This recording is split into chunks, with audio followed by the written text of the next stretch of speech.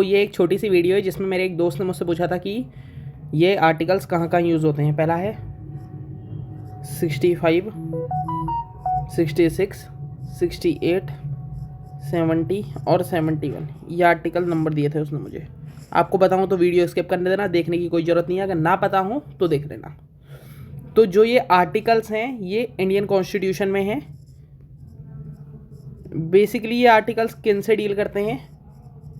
President और vice president के election,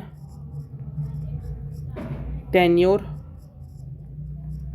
और उनकी पावर से रिलेटेड है। ठीक है। अब बात करते हैं आर्टिकल 65 की। तो आर्टिकल 65 बेसिकली क्या कहता है? वाइस प्रेसिडेंट के रिगार्डिंग है ये। Vice president acting as president. यह आर्टिकल बताता है जब प्रेसिडेंट का जो ऑफिस है वो क्या हो जाए? वैकेट हो जाए। वैकेट क्यों होगा? अगर प्रेसिडेंट की डेथ हो गई है या प्रेसिडेंट ने रेजिग्नेशन दे दिया है और या रिमूव कर दिया गया है। ठीक है। तो जो मेरा वाइस प्रेसिडेंट होगा वो एक्ट करेगा प्रेसिडेंट की तरह। ठीक है। तो ये आर्टिकल बेसिकली ये कहता है कितने महीने तक करेगा? 6 मंथ तक। ठीक है, समझ गए? यही था इस आर्टिकल में। अगला आर्टिकल है 66। तो आर्टिकल 66 बेसिकली ये बताता है कि जो प्रेसिडेंट का इलेक्शन है वो इनडायरेक्ट होता है। ठीक है। इसमें इलेक्टोरल कॉलेज होता है। इलेक्टोरल कॉलेज जो कंसिस्ट होता है इलेक्टेड एमपीज का,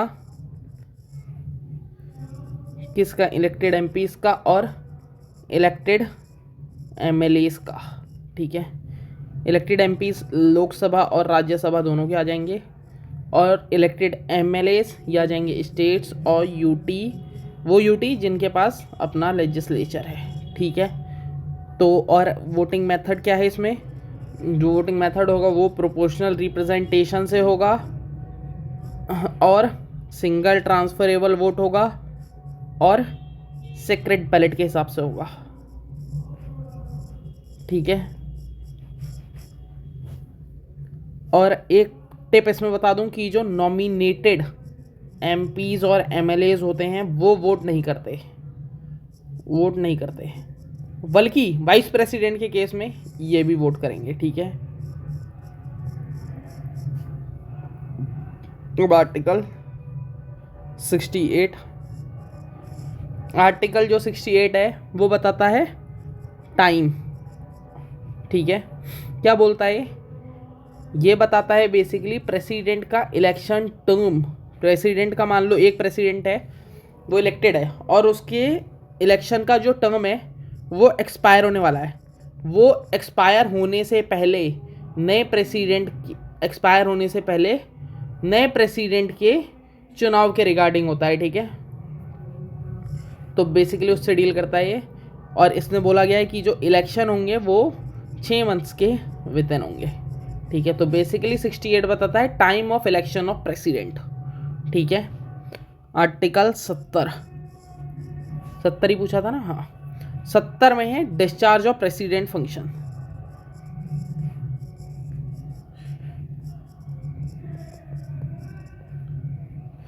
ये बेसिकली डील करता है कि अगर कभी भी प्रेसिडेंट के फंक्शंस को डिस्चार्ज में अनसर्टेनिटी हो, अगर कभी भी प्रेसिडेंट के फंक्शन में डिसर्टेनिटी हो तो पार्लियामेंट उस टाइम पे लॉ बनाकर प्रोविज़न करेगी। समझ गए?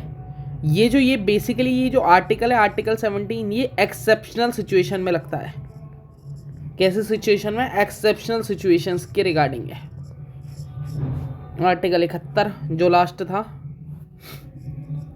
आर्टिकल 71 बताता है कि प्रेसिडेंट एंड जो वाइस प्रेसिडेंट है उससे रिलेटेड जो भी डिस्प्यूट्स होंगे उनमें सुप्रीम कोर्ट का एक्सक्लूसिव ज्यूरिसडिक्शन होगा। एक्सक्लूसिव ज्यूरिसडिक्शन मतलब फाइनल और बाइंडिंग होगा। ठीक है।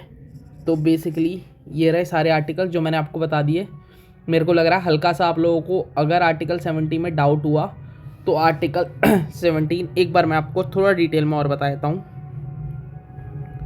जो आर्टिकल 17 है उसमें बेसिकली क्या होता है, प्रेसिडेंट के फंक्शंस का डिस्चार्ज के रिगार्डिंग है ये।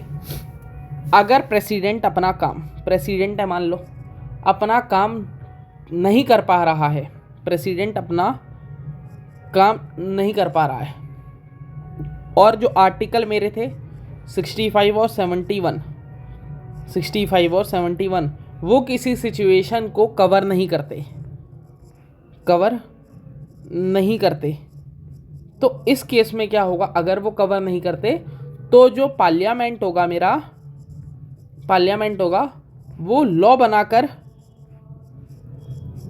बनाकर डिसाइड करेगा कि प्रेसिडेंट के फंक्शंस कौन परफॉर्म करेगा। पार्लियामेंट लॉ बनाकर डिसाइड करेगा कि प्रेसिडेंट के फंक्शंस कौन परफॉर्म करेगा। समझ गए?